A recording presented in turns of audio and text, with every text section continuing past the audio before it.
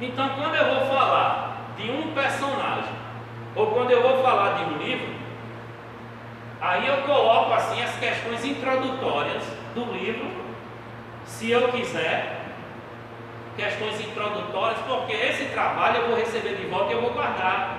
Então eu gostaria que no meu trabalho tivesse algumas informações introdutórias, porque lá na frente, quando eu for pregar, aí eu já tenho uma introduçãozinha ali, entendeu? Que vai servir, não é para engavetar. Acredito. Autor e data e característica do livro são pontos da introdução do livro, questões introdutórias do livro. Quem é o autor e a data do livro de Mateus? O nome dele é Levi ou Mateus, e a data, dependendo do que você leu, do livro que você consultou, ele pode dizer que é da década de 40 e 50, ou pode dizer que é da década de 60 e 70. Por quê?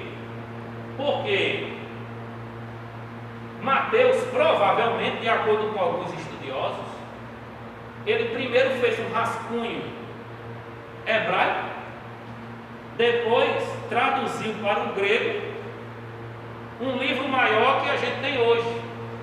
Se isso for verdade, a parte hebraica já foi da década de 40 e 50, depois ela aprimorou, mas não deixou, já que o público era judaico, ele não deixou em hebreu ou na língua hebraica. Ele traduziu para a língua mais comum da época, que era o grego koiné, e aí com um conteúdo mais abrangente na década de 60 ou 70. Tem gente que defende essa tese. Se Mateus escreveu primeiro em hebraico para depois fazer em grego, então ele foi o primeiro livro a ser escrito no Novo Testamento. Se não, Marcos vai ganhar a história e a gente vai falar de Marcos daqui a pouco. Observe, independente se a teoria de Mateus ser o segundo livro vai ser escrito ou ser o primeiro, na ordem cronológica, certo é que ele é inspirado, que ele esteve com Jesus, que ele era um cobrador de impostos e que ele atendeu o chamado quando Jesus chamou ele dizendo: Dalfane, bora, segue. Ele foi seguir. Esse livro ele é organizado didaticamente para poder ensinar o que Jesus falou e mostrou, falou e mostrou, falou e mostrou. Então ele é muito didático. Jesus pregava e depois fazia, pregava e fazia, pregava e fazia. Então as pessoas aprendiam com Jesus ouvindo e vendo, do mesmo jeito nos crentes de hoje, não é verdade? Os crentes de hoje pregam o que vivem e vivem o que pregam. Amém? Amém. Temos um que tem uma fé sobrenatural e consegue ver o que a gente não consegue ver. Não, eu sou seu fã, não tem? Tem coisa que eu não consigo, mas se você consegue, é Deus que faz. Amém. 7 discursos e 8 episódios intercalados, pregação e prática. Palavra-chave do livro de Mateus: justiça, justo, justiça, justo, injustiça, injusto. Tem muito essa questão da justiça no livro de Mateus. Rei e reino. É tanto que você poderia fazer a teologia do reino se você for estudar Mateus. Acontecimentos peculiares, específicos em Mateus. A genealogia de Cristo, história dos magos, a fuga para o Egito, matança dos inocentes, Pedro sobre as águas, fatos relacionados à ressurreição, à vigília das mulheres no sepulcro e suborno aos soldados, são pontos exclusivos que Mateus registrou. Você não vai encontrar detalhes que tem em Mateus nos outros. São questões introdutórias. Observe, eu falei de um panorama do Novo Testamento todo, aí depois eu funilei, na primeira divisão que foi os evangelhos, aí agora eu diminui mais ainda, funilei mais ainda, eu fui para Mateus. Aí agora, as questões pinceladas iniciais de Mateus. Pronto, eu poderia falar aqui sobre os destinatários, o propósito do livro, o esboço do livro, livro, capítulo por capítulo, poderia, são questões introdutórias. Mas vamos avançar? Quem está gostando, diga amém. Deixa eu beber uma aguinha, que eu acho que isso facilita muito.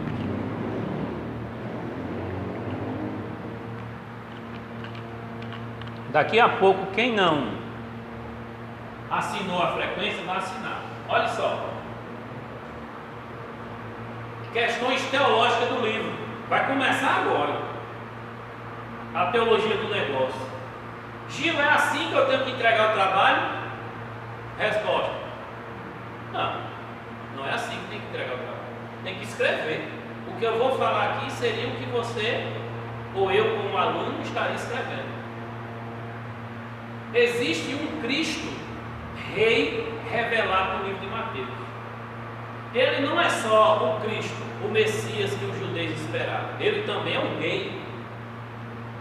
Ele é o Rei Cristo e o Cristo Rei, que se revelou não como os judeus esperavam, mas se revelou como realmente a Escritura dizia. Porque Mateus está usando muito grafetai. Está escrito, está escrito, está escrito. Então o que está acontecendo com Jesus não é algo de bolo, de todo jeito, ou o que está acontecendo com ele é algo desprogramado. Acontece por acontecer.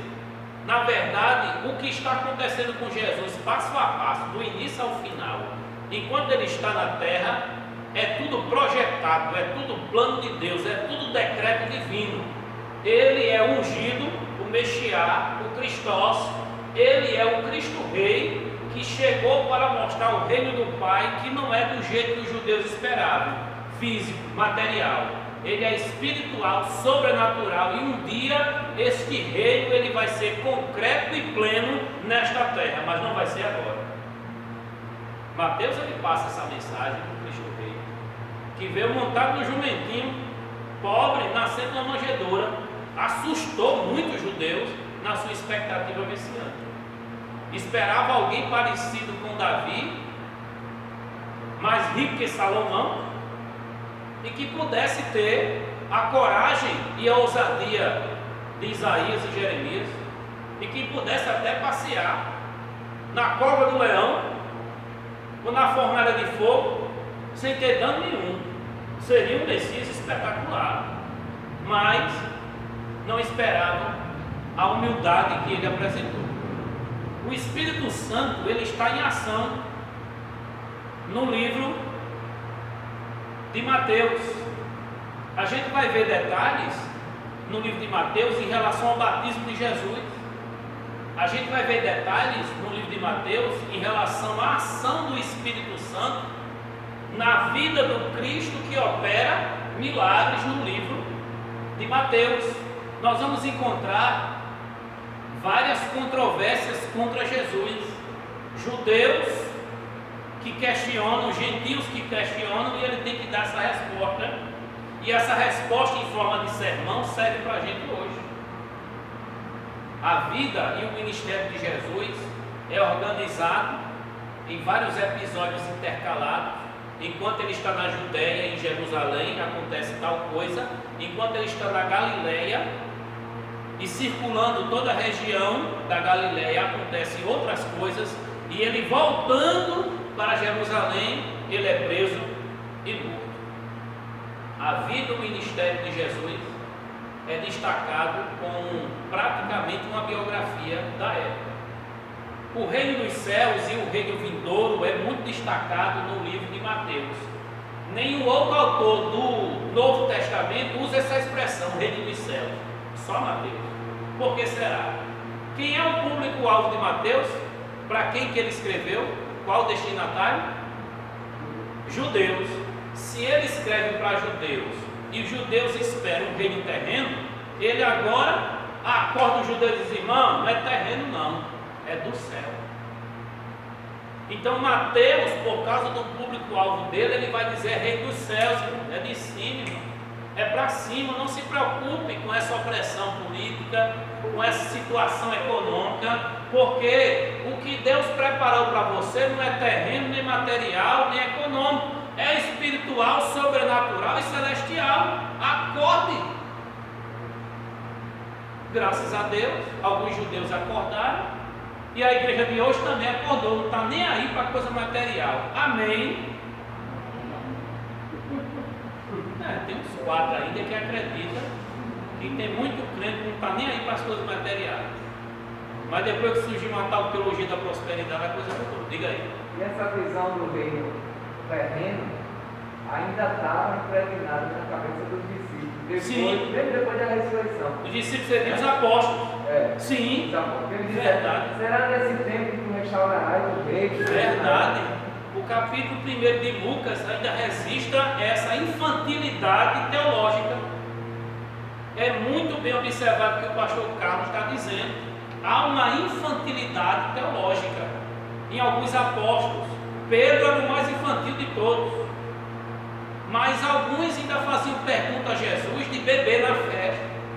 Pareciam que eles não estavam acordados de tudo depois da ressurreição e depois da efusão do Espírito Santo, lá naquela festa de Pentecostes, em Atos 2, muitas coisas foram esclarecendo, porque Jesus disse lá com João, registrado lá em João, o Consolador guiará você a toda a verdade. Se não fosse o Consolador, a igreja estava perdida. Amém? O Rei dos Céus, ele começa aqui, mas não é daqui. Ele começa aqui, mas volta para lá. Amém?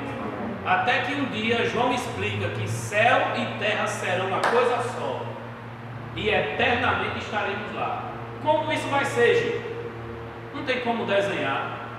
O máximo que a gente pode fazer é imaginar, sonhar e fazer expectativa, que com certeza não vai ser igual, porque o que o olho viu, o que o olho não ouviu, o ouvido não ouviu e ainda não subiu a imaginação humana, é o que Deus preparou e está preparando para nós. Mateus também fala do diabo. Pode falar do diabo na igreja? Pode. Está na Bíblia? Tem medo, Fabrício? Do diabo? Tem não? E de ir para o inferno? Tudo bem. Cada um respeita quem quer e tem intimidade com quem quiser. Inferno. Você tem tudo para ir para lá. Mas Deus tem tudo para você não ir. Aí se você quer seguir a vida com os seus pés, o inferno é logo ali. Mas se você quer ir nos trilhos que Jeová indicou, o céu é ali e além, não é? É mais diferente. Dinheiro? Fala também. E como fala de dinheiro? O livro de Mateus fala de dinheiro com força. Muita gente vai falar sobre dízimo e oferta, usa Mateus e Malaquias. Muita gente.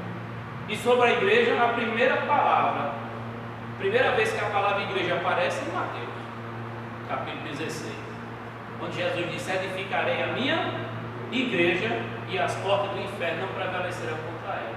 Percebe aí que os tópicos abordados pelo livro eu estou colocando em forma de título e eu devo escrever sobre isso de acordo com o que o livro ensina.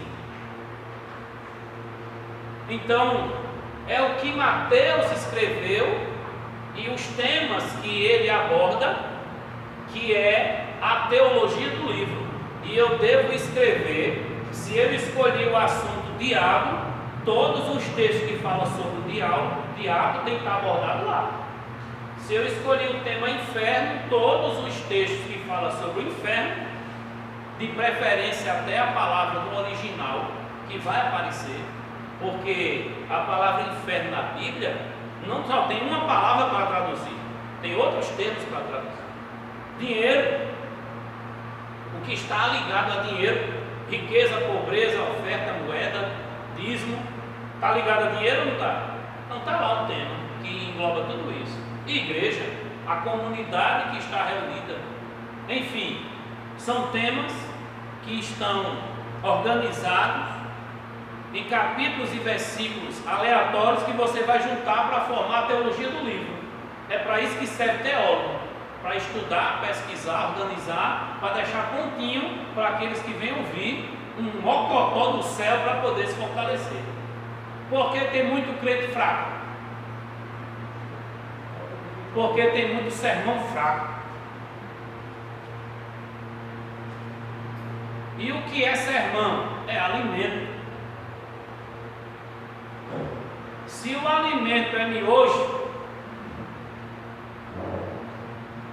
aí o corona derruba na hora.